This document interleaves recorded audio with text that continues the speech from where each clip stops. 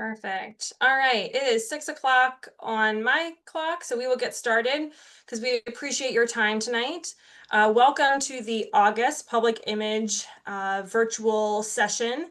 We're excited to have everyone here today, and we're excited for the topic that we're going to be talking about here as well. So I'm going to go ahead and share my screen and get us going. All right, so thank you to everyone for joining us tonight for Storytelling That Sticks. You're going to be able to master the storytelling framework with our special guest and Rotarian Whitney Hahn with us this evening. Before we get started, a few housekeeping items to get us going.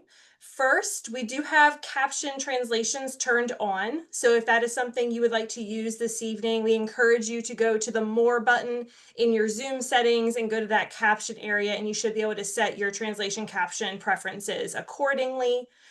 Additionally, because we're doing this in more of the meeting style tonight, the Q&A function in Zoom is not operational on this side of the platform. So if you have questions for Whitney, she will be taking them at the end of her presentation. Please put them in the chat in all caps. That'll help our crew on the back end make sure they are able to capture those and facilitate as many of those as possible at the end of Whitney's presentation. So why are we talking about storytelling tonight? Well, first, if you've been in any of the PI sessions over the last several months, you're aware that we've been talking a lot about stories. And the reason is because it really does bring together public image, membership, and foundation.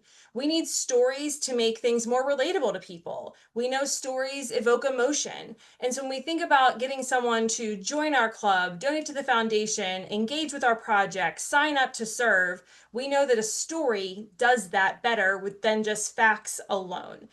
So really, the drip drop of stories can amount to a ton of ripples in Rotary, and we're really excited for you to learn more about that tonight.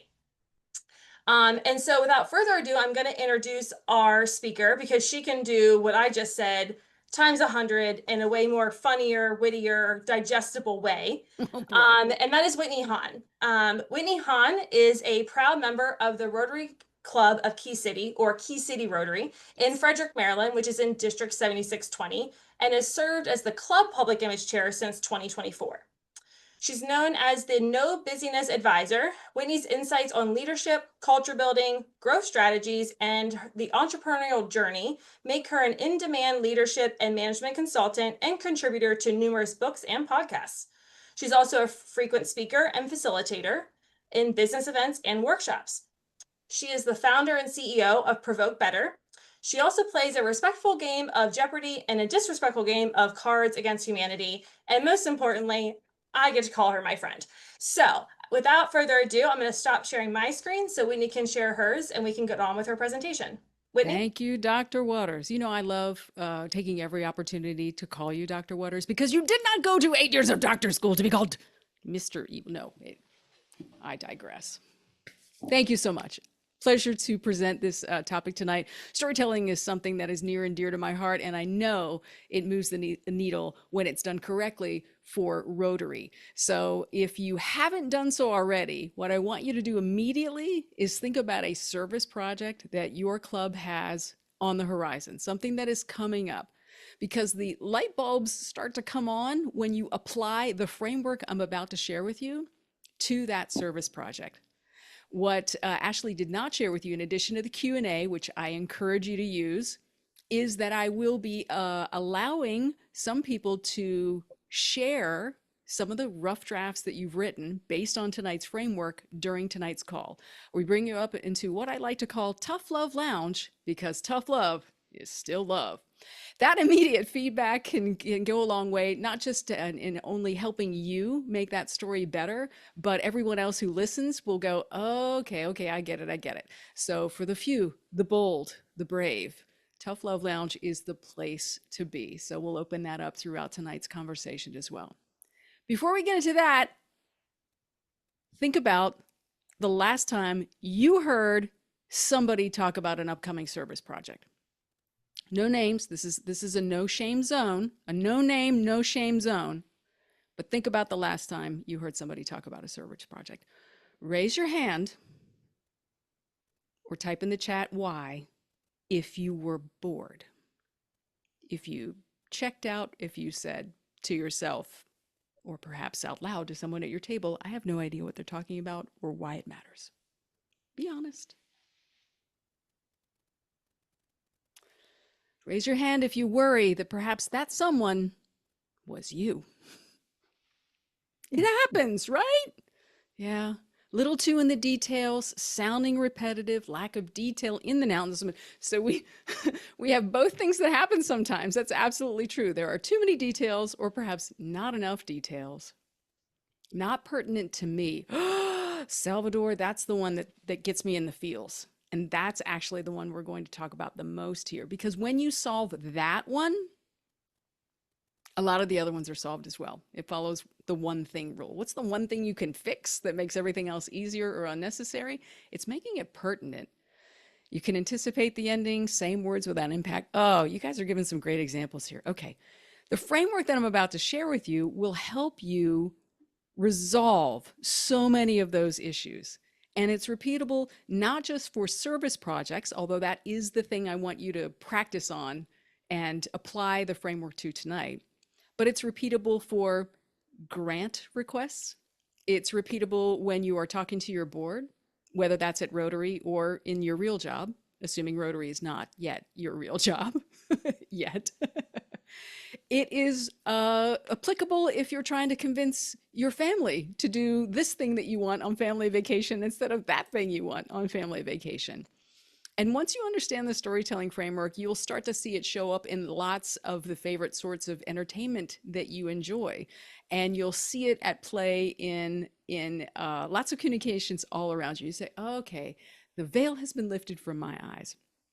Because really, what you are doing when you tap into this very primitive part of storytelling in our brain is you are activating the access points to helping create meaning. Ever since we were cavemen, we've been looking for story to help us create meaning. And so that's what I'm going to share with you tonight. Let me get my little screen share. I don't need to optimize for sound. I don't need to do any of that. I need to do this. That's what I was looking for. Portion of the screen. Haha. I have actually zoomed before, but I'm a little rusty tonight. Appreciate your patience. There we go. And everybody should see why we need story now. Yes? Great. I've contained it. Wonderful.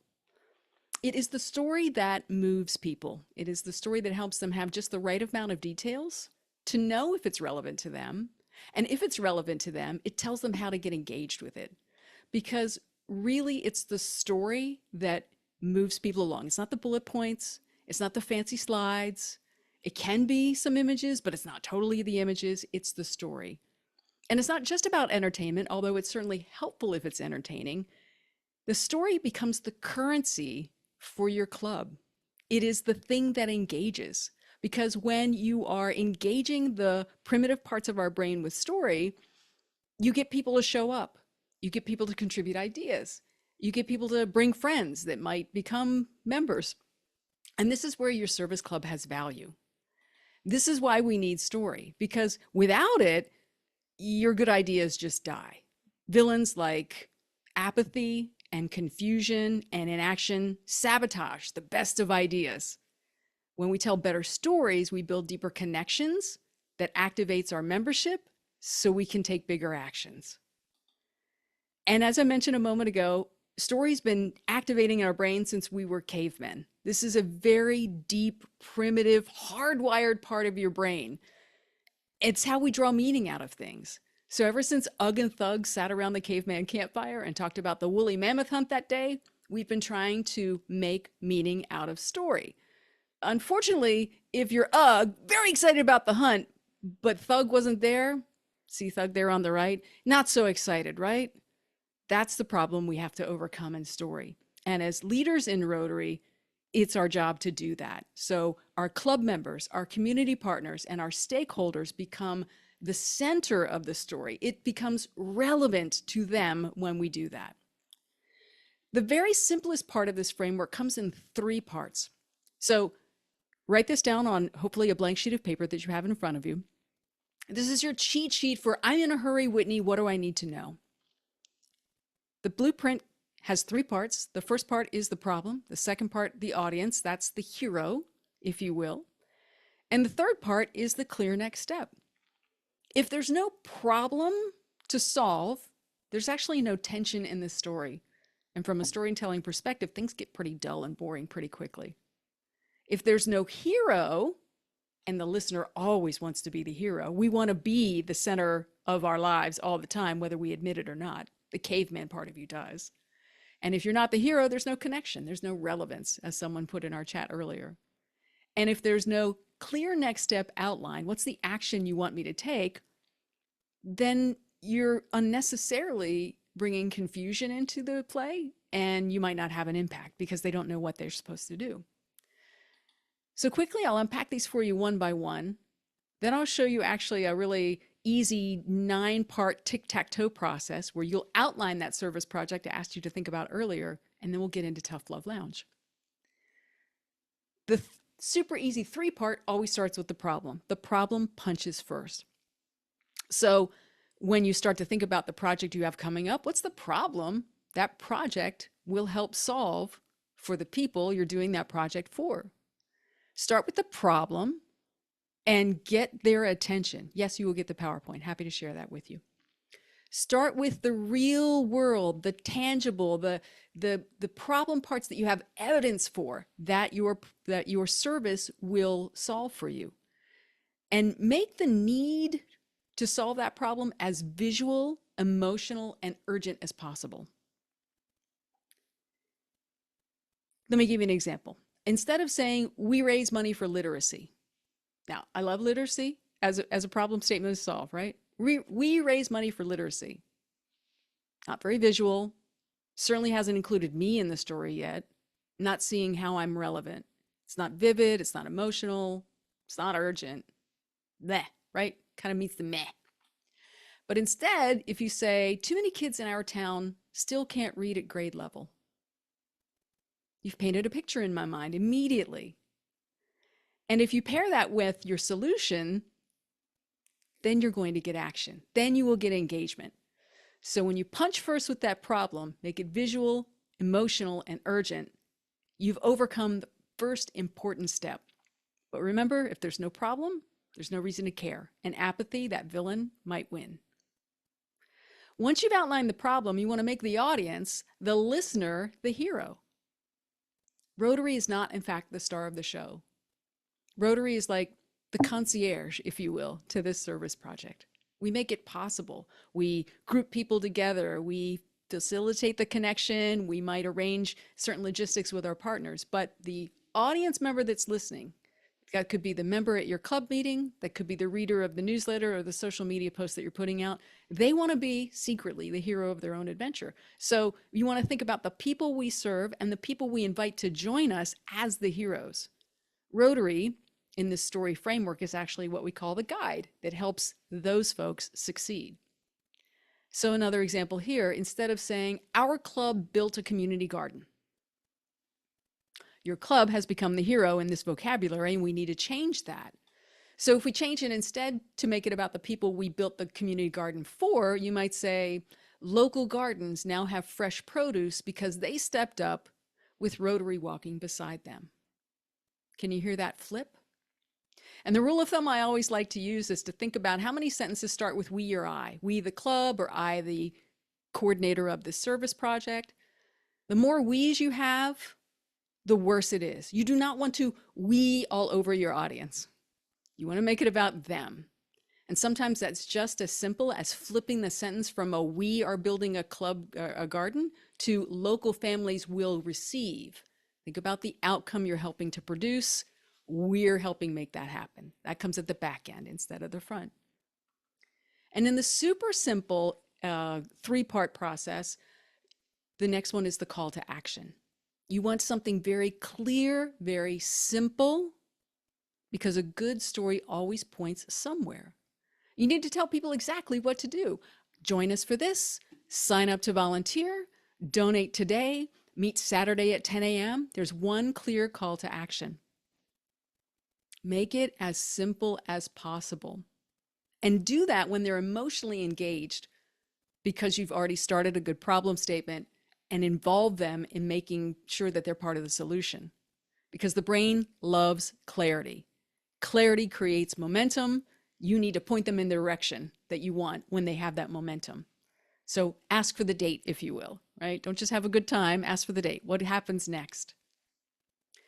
Let me go now. Let me pause. Actually, let me pause for a moment. Stop share and ask if there are any questions on the very simple 3-part, too long didn't read version of great storytelling.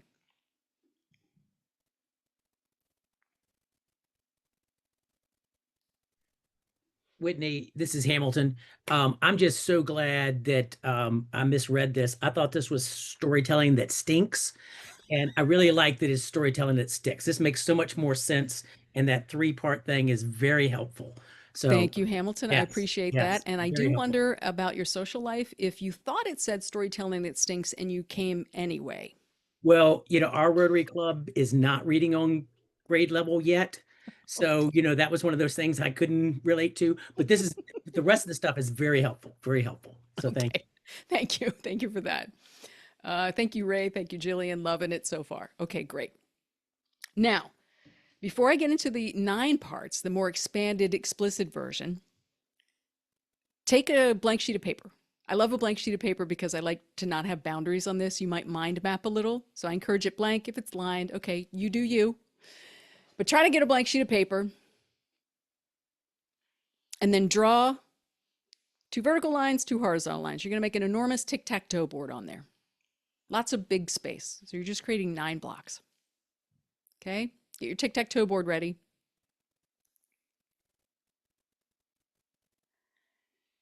Once your tic-tac-toe board is ready, I want you to write the service project you want to keep in mind. Just write the name of it at the top of your page.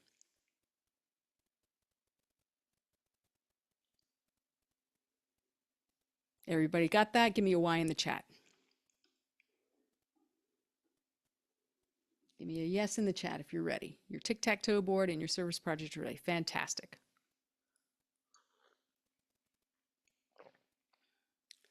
Some of you are over functioning and writing a whole yes. I only needed a Y, but thank you. High standards here. Okay, fantastic. Now I'm going to show you the expanded version here. Now remember what punches first? The problem punches first, correct? So that very first upper right, here's what it's going to look like when we're done. Very first upper left, right, yeah, upper left is about the problem. In terms of your service project, just write a few ideas down about how the other person would describe their problem. And by the other person, I mean the recipient or the beneficiary of your service project. How would they describe the problem? You want to think about, well, if I were to take a camera to, let's go back to that children's literacy effort. If I were to take a camera into the classroom, what would I see that let me know that there would be a problem? What's the evidence that this would be a problem? And how would that child, or perhaps how would that teacher describe why kids can't read at grade level is such a problem?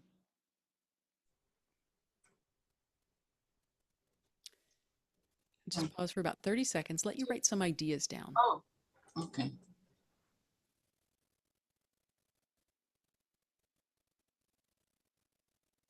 Yep, teacher doesn't have attention. Yep, that would be a good descriptor. And that's just an example, Chris. Maybe you're working on literacy, maybe your service project case study tonight is something different. But write some ideas down about your case study. You're thinking in the correct direction though, Chris. Thank you.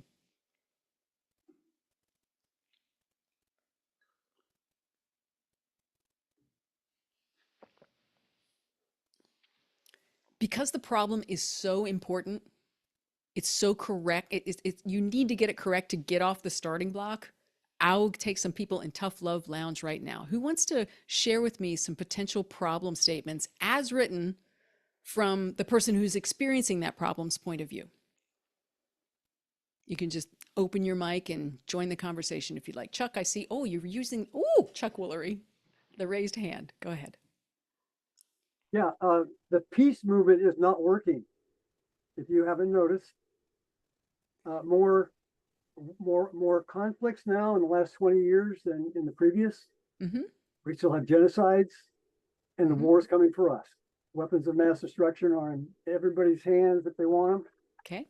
and we're in trouble. Okay. Okay. Good.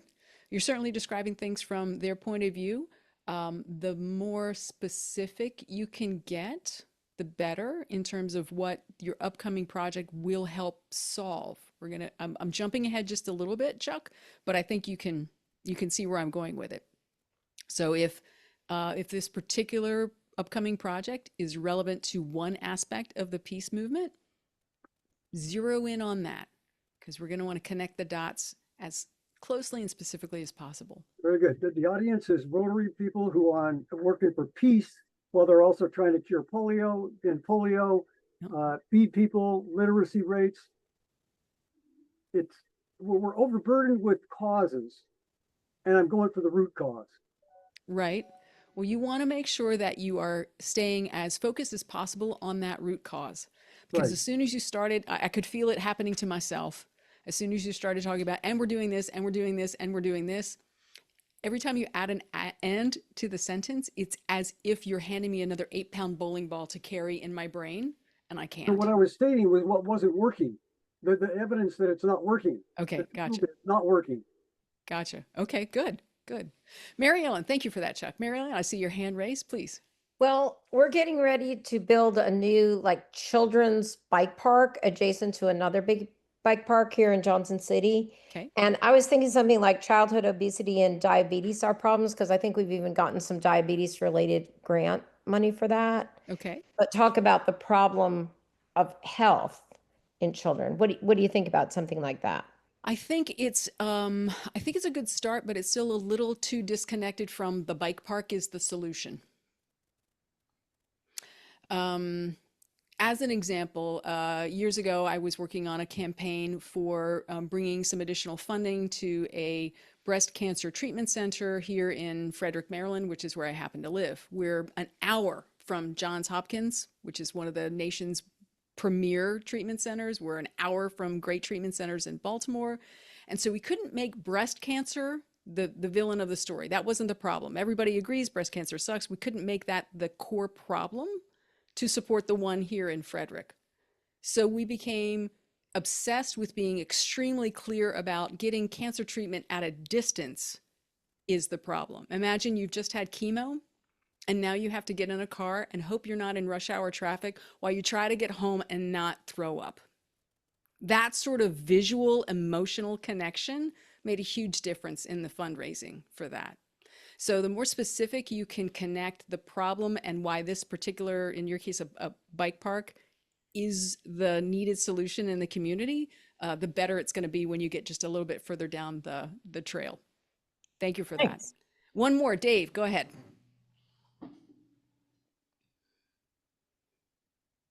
Unmute. Dave, come back to me. Talk to me, Dave. Sorry about that. It's quite all right. Our project revolves around the ethnic minorities in Kosovo Mhm. continue to cause division, generational division that we want to solve.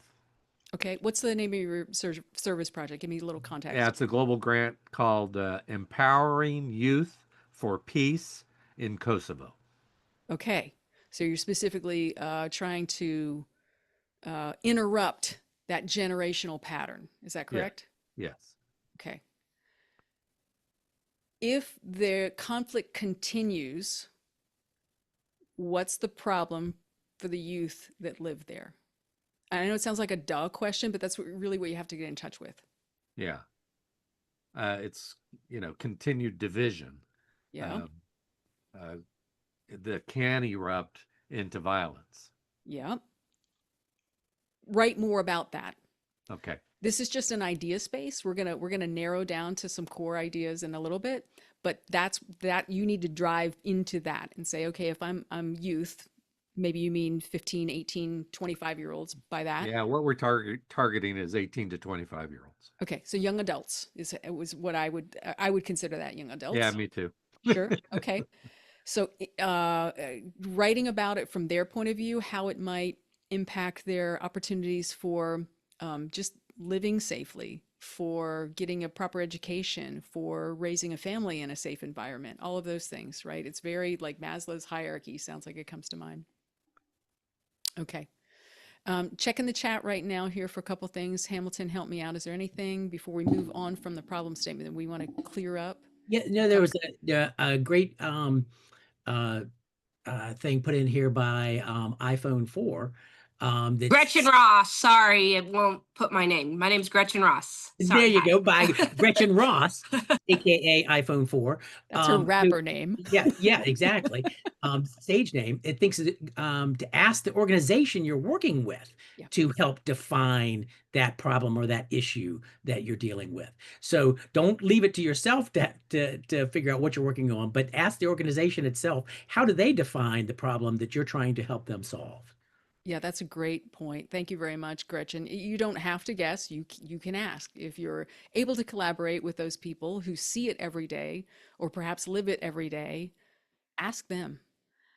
Those are where you get your most powerful statements. Again, to go back to the example I just gave about that breast cancer at a distance thing, when in interviews for this fundraising, we got the comments about, I remember getting in the car. This is one of the breast cancer survivors after she got radiation treatment. She said, I remember getting in the car and trying to figure out how to put my seatbelt on in a way that didn't hurt what I just had irradiated, that didn't just cause me immense searing pain as I went home. I was like, oh my God, like I could feel it immediately. How can you turn away from that and not understand? I don't want that long drive. I want to be able to get treatment in my community, and 8 minutes later I'm home enjoying a cup of tea and watching Murder, She Wrote. Don't judge me. It's my comfort food. Okay.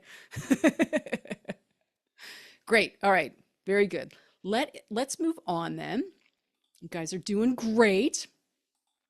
And I want you to go straight down from the problem to how does that problem make that person feel?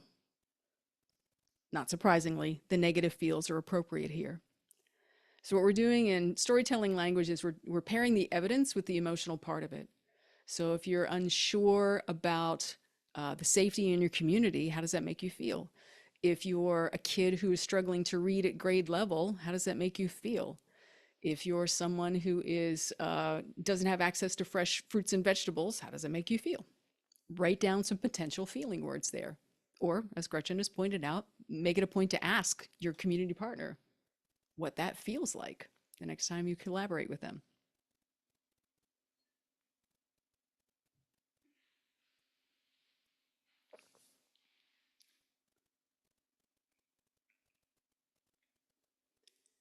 And since we've given a few examples, hopefully that one's fairly straightforward for you. And this is where you really want to collaborate with your community partner, is to get examples of that problem. A core statistic or two can go a long way here. Is there data to support how big this problem is, or how widespread it is, or how it may be getting bigger despite the best of intentions? And is there a particular story that you can focus your story around? And by that, I mean like a use case, if you will. If I'm telling you about a breast cancer survivor and her name is Kelly, and she experienced this, even though she was getting treatment, it was a long distance from her house, etc., it starts to humanize it. And that primitive part of our brain kicks in and makes a picture out of it. And as soon as we've humanized it with emotions and we have helped a person visualize what that might look like and feel like, we have got them hooked. We have got them hooked. And once they're hooked, they're much more likely to engage. So write down a few ideas about a stat that you might want to obtain, a data point that you already have, or a story of an individual who has experienced this issue that you might be able to make a central part of how you'll describe what your project is about.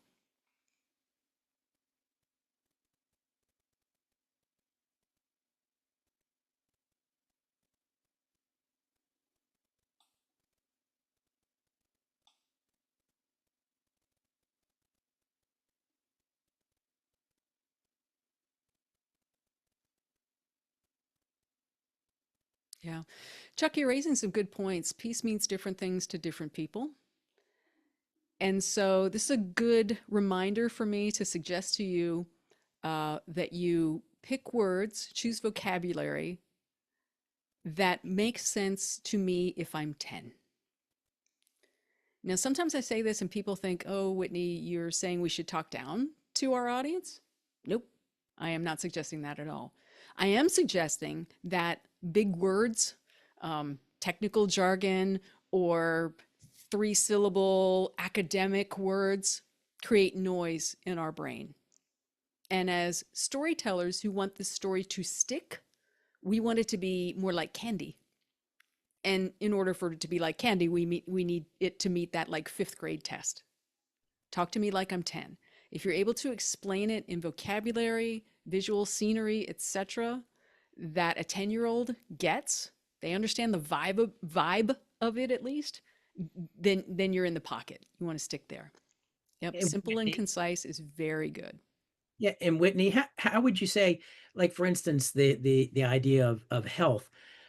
We all think we know what health means, but it can mean different things to different people. So really taking that time to describe, here's what I'm talking about when I mean health. Like, we want to be able to live in our neighborhood and walk to the store and feel good about that and breathe clean air or something like that, so that you're painting that picture of what health means that you're talking about in this context, right? So even if you're 100%. using words that we all use every day, helping to describe those words and what that means for us and this project or this Yes. community that we're trying to help, does that help it stick?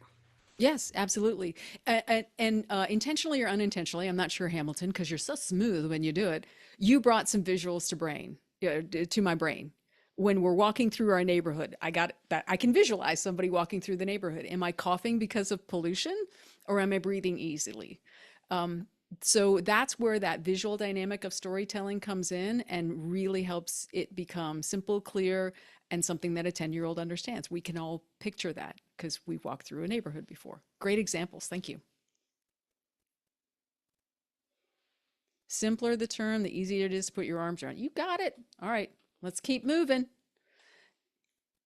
Go ahead to the center column now, please. And finally, you get to talk about you. Woohoo! And by you, it may be you as the coordinator of this particular service project. It certainly would be your Rotary Club in coordination with your partners. So finally, in step 4, you get to introduce yourself. What's your connection to this problem? And what's your role in addressing the problem? We haven't talked about the solution yet, but this could be as simple as, not unlike the intro that Ashley gave me. Whitney Hahn is a communications expert. She's doing this for the Key City Rotary Club, and she's trained on storytelling since God was a boy. Whatever, I don't even remember what I wrote for her to read, but this you get to introduce here. We often front load a story with talking about us, and what I want to make clear here is they don't care about us yet. The storytelling parlance is that we become the guide in the hero's adventure. So we set up this problem. Hopefully we've helped the hero or would-be hero attach emotionally to this problem. Now we're just saying we're the right person to help you solve this problem in connection with us. And here's why. So we're not Batman, we're Alfred. We're not Luke Skywalker, we're Obi-Wan. That's the mentality that you want to have. So you're there to make sure that they get done what they want to get done, which is to solve the problem. Chris has got it right again. Create credibility and a reason why anyone would want to listen to you. Yep. There will be a proof statement coming up here in just a little bit. And Ray has recognized it's the hero's journey. Yeah. If you like this sort of thing and you want to hear more about it, Joseph Campbell's Hero's Story is a great place to start. And then more recently, and from my simple brain, my primitive brain, much more accessibly, Building a Story Brand is a magnificent resource book from Donald Miller. But yeah, it's all about the hero's journey. So you can introduce yourself, simply state what's your connection to this problem and your role in addressing it. And then the center square, just like Hollywood squares, you get to talk about the solution. So I'll pause here so you can Write a lot of ideas about how your solution will be applied to the problem. What is it you'll do to help improve this situation? From literacy to peace to air quality to conflict, reducing conflict in conflict zones. What's the solution you'll bring to that problem?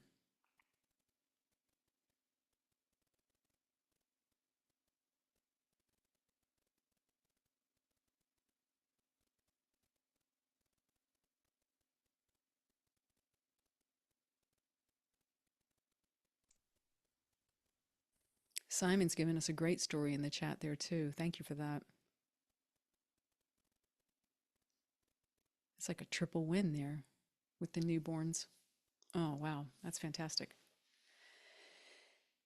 And What it's I want you to do right now, once you've written some ideas about how that solution is applied to the problem, is either, and it might be a combination of both, start crossing out potential problem statements that don't create a straight, easy connection line to the problem, or highlight ones that do.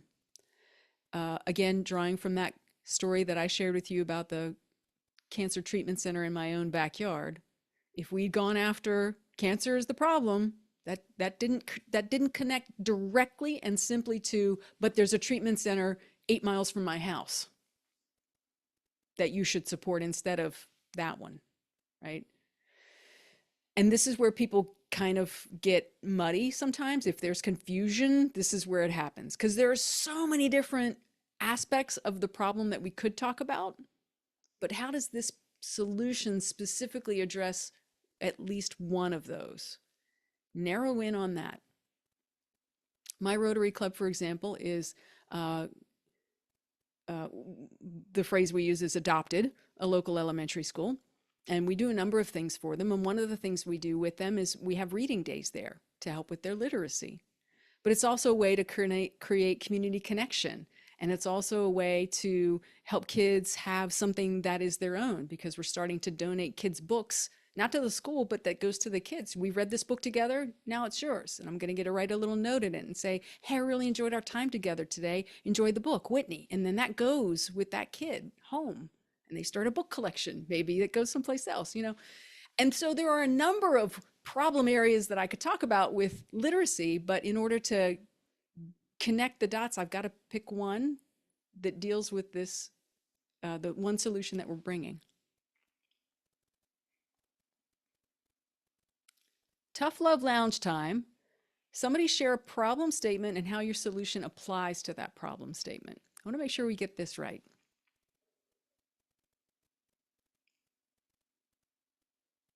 Who has one they'd like to share?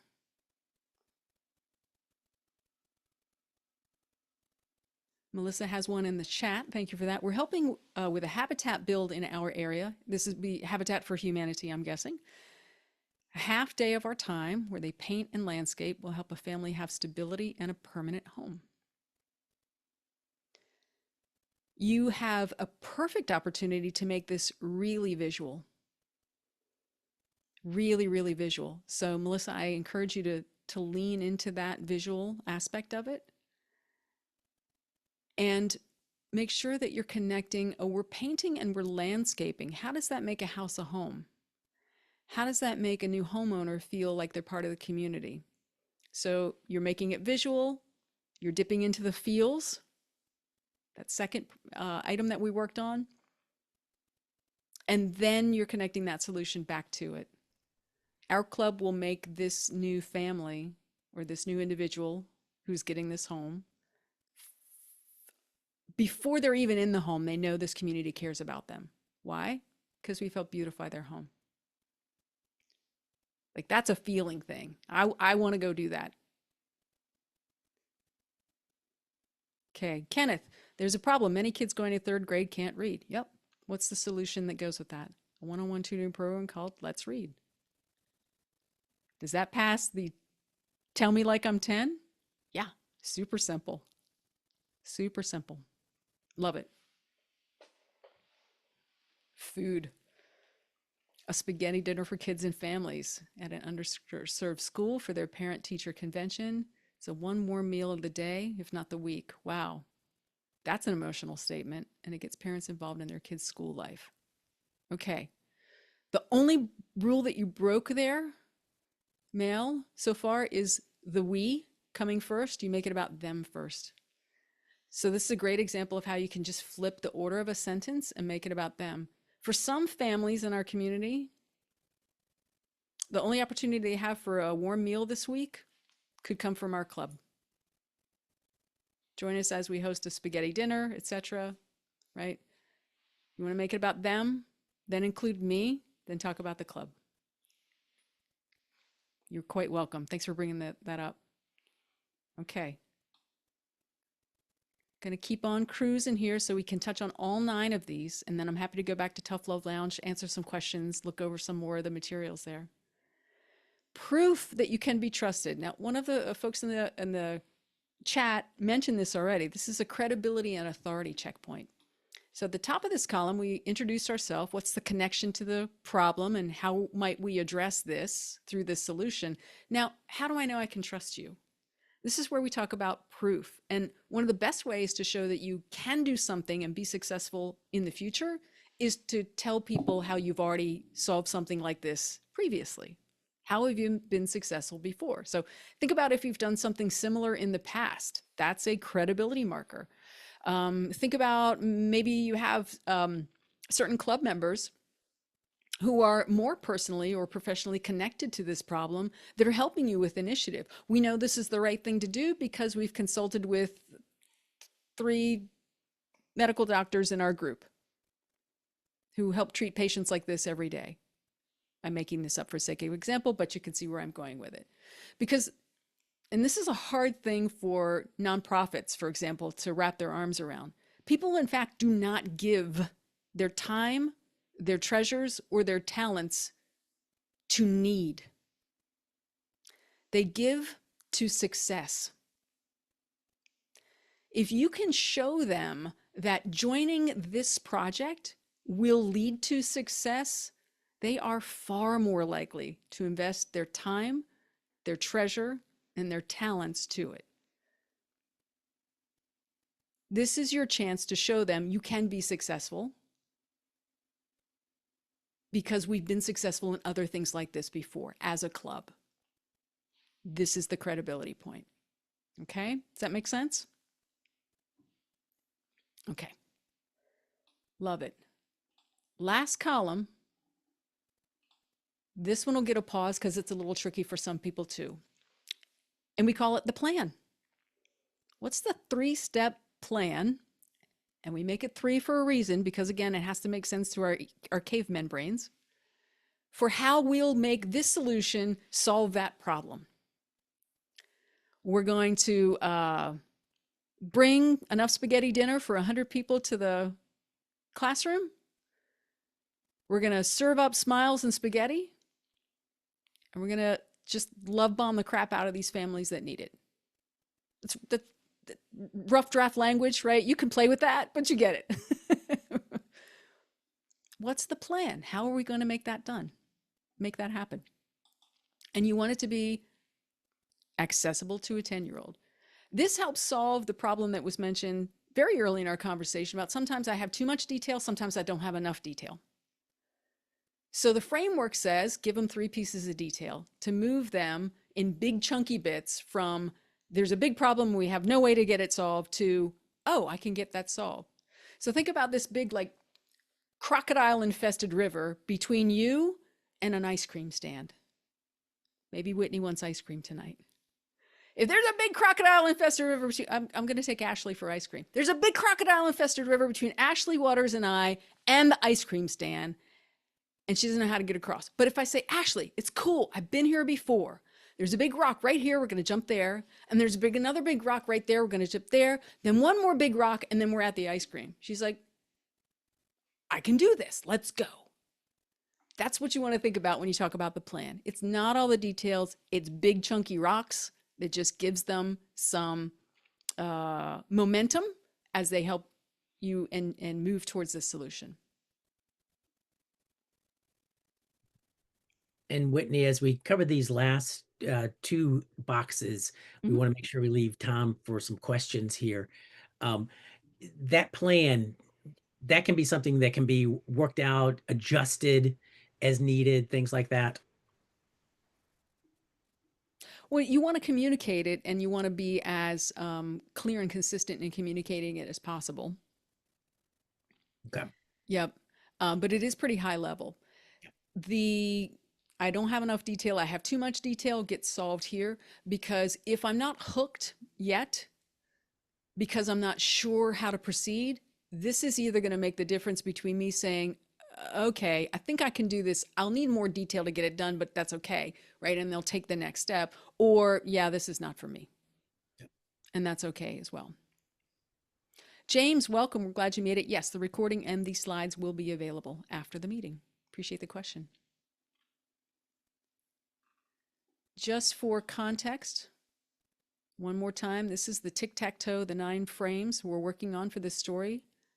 Top left, all the way down, that's 1, 2, and 3. And this is the order in which it's really advised that you tell the story. Start with the problem. How does the problem make them feel? Do you have an example of that problem? Then you introduce yourself, you introduce the solution, and you share proof of your credibility and authority. Now you're going to tell them that 1, 2, 3 plan about how to get from their negative present state to that positive future state.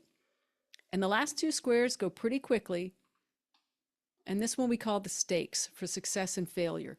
What's to be won or lost by taking action or not? This is a tiny little reminder of the problem statement and the emotional urgency of getting that problem solved. And it sounds like you can help us bring spaghetti dinner to this school and make these community members feel loved and welcome. Or we can have a poor showing and they might come away feeling like they don't matter. That's stakes, right? Let them know. What will happen if we do this? What will happen if we don't? It's like a little salt in the recipe. You got to agitate it just a little bit. And then the final CTA, call to action. How do they start? Sign up now at blank, RSVP at blank. Just show up with your rake and your shovel and your paintbrush at such and such address for the Habitat for Humanity Project Day. Right? Again, tell it to me like I'm 10. Be very, very simple.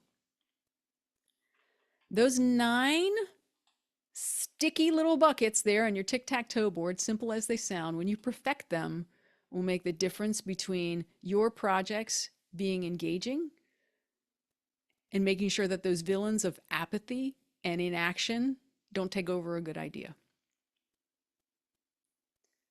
We have some time left. Thank you, Hamilton, for helping keep me on track here. For questions, for Tough Love Lounge, anybody feel super brave and they want to give me just like a 60-second version of their story to see how it sounds? No pressure.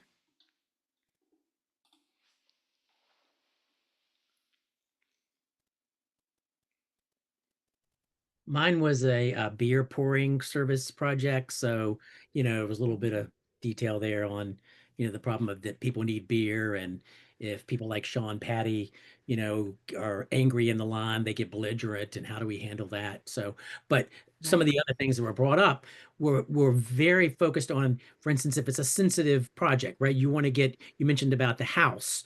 There was a way for the Habitat Humanity to get maybe that before and after photos that you're doing, right? Which would be fantastic. But if it's a sensitive project, say at a women's shelter or at a school, at elementary school or something like that, where you want to get photos, but not of the people who may live at that home or of the students, right? The children, you don't want to take pictures of the children. There are different angles you can get from that and still be able to tell that vibrant story about what's happening and how you're affecting their lives, right? Absolutely, Hamilton, and that's a really good point. There are some service projects that require more discretion, that require sensitivity and a preservation of privacy. And I know none of us would want to misuse that in any way. In those cases, and you brought up sort of the visuals of, well, how can we take pictures of before after of that home beautification project, for example? You can take pictures of the home. As much as possible, though, you do want to see humans in the image. And so you can obviously ask for permission. Some people will give it. You can take photos from behind the person. So you still have humans in the image, but they're not personally identifiable. You can take close-up shots. Is that the keys to my house in my hand? Is that the paintbrush in our hands together? Is that a kid with finger painting on the wall before we're going to cover it over? There are different ways you can get creative with those visuals. There was a different project that I worked on in the community where privacy was a huge concern, and we actually had community members read first-person written letters from people who had benefited from the program.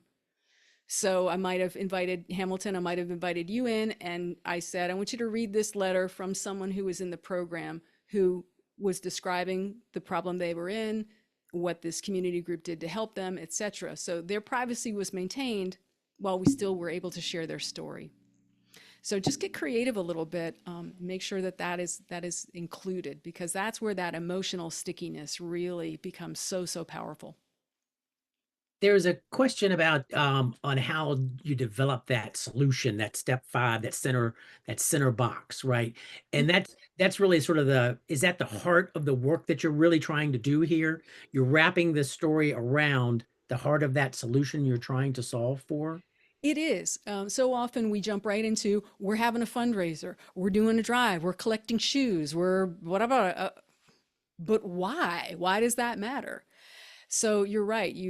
There's a reason it's the 5th thing you talk about. It's the center of it. There's also a reason for that I showed that visually as the center of it, but it doesn't come up in your story right away.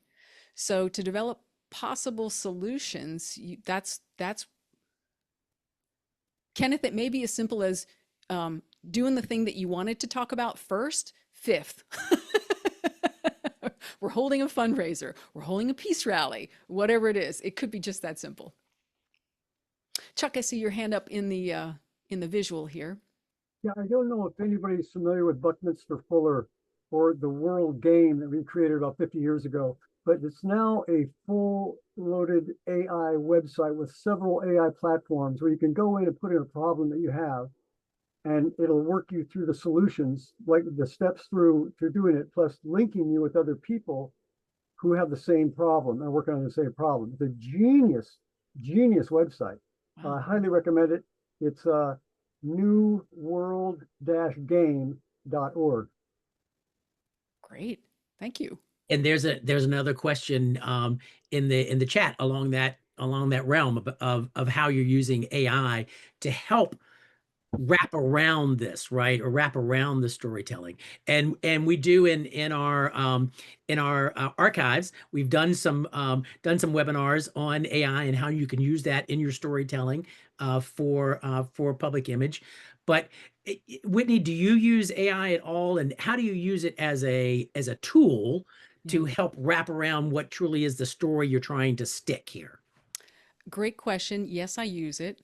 The shortcut that I would give you if you haven't trained a model specifically for this yet is if you started with ChatGPT and you said, I'm working on a Rotary Club service project. First of all, it's going to find out what Rotary Club is about. Use the story brand framework, which is what my training tonight is based on, to help me write the upcoming communication. Prompt me for the parts of story that I might not tell you, and then put them in the correct order. Those are basically the instructions. So if you use the story brand framework, this is the book from Donald Miller that it comes from. This took Joseph Campbell's hero's journey and made it, I think, much more accessible and built this framework. That's gonna go a long way. Now you'll still need to apply your own discretion, because AI is a very well-meaning apprentice, but it has very little experience and it has zero discretion. So do edit, do give it the common sense test, do make sure that you show it to your community collaborator and test it, gut check it for some truth. Sure, but that's thank you, Ashley, for in that the reference. context for your audience, right? So. Right. Right. AI is a broad audience, but you also have to narrow it down to the context for your audience that you're trying to get involved in the work that you're doing. We do have time for one more question. I see Kenneth has his hand raised. Thank you. Thank you. First, you've got a hot topic here. You've had about 130 people for the whole time. And second, yes, 3 cheers. Second, can this be applied to these basic Rotary Club questions like how to get more members and how to get more money? I think it can. I think the core elements of story create sticky engagement. If you don't have that, you won't be able to solve membership. If we keep talking about our club has this many members, or our club has been around for this long, or our club, or you're doing that we all over your audience thing. How does the club, its commitment to the community, its service in the community, etc., how does that club help me achieve something I want in my life? That's really why we all joined. We may not have said it out loud. It may be even hard to articulate it today, but if you pause and you think about, why did I join a Rotary Club? What's heroically hidden inside of me that this club helps me tap into? That answers membership questions. Yeah, it's that passion, right? It's that passion. What is the passion that I have for Rotary, and why do I have that? Whitney, I want to thank you so very much for this great conversation. I think we could go for another hour with questions and insights and ideas on this, but I want to thank you a whole lot. It is dropped in Storyboard. It is dropped in the website to get more information and connect with Whitney. And I do want to pass it over to Susan to wrap us up. Thanks so much, Hamilton. And I echo everything that you said about Whitney's presentation tonight. Really enjoyed it. Lots of fantastic information.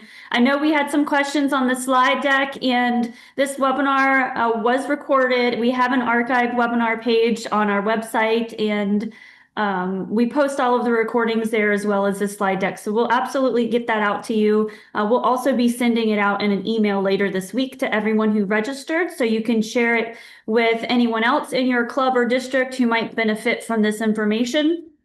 Just really quickly before we wrap up, I wanted to give you a couple of reminders. The EPIC Award, Excellence in Public Image Coordination Award, is something that all clubs in zones 33 and 34 have the opportunity to achieve.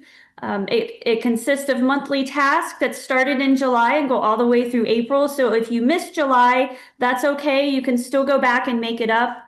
Just go to rotaryzones3334.org and you can find the information on the EPIC Award. But it was an audit of your public image channels. We also have a public image plan that we're asking clubs to put together as part of the August task. And so you can get to work on that if you haven't already.